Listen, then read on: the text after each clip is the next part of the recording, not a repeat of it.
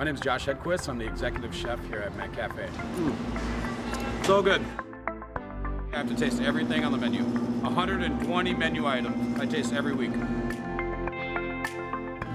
Yeah, I know my life sucks, right?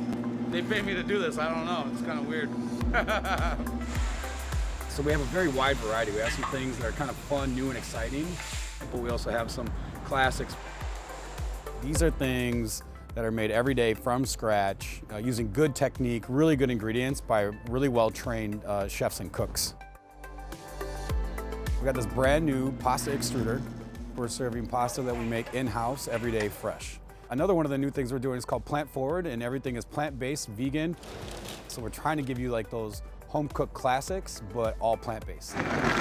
It's always fresh. We're always cooking it. It's not sitting in a hot box. We want to elevate the standard.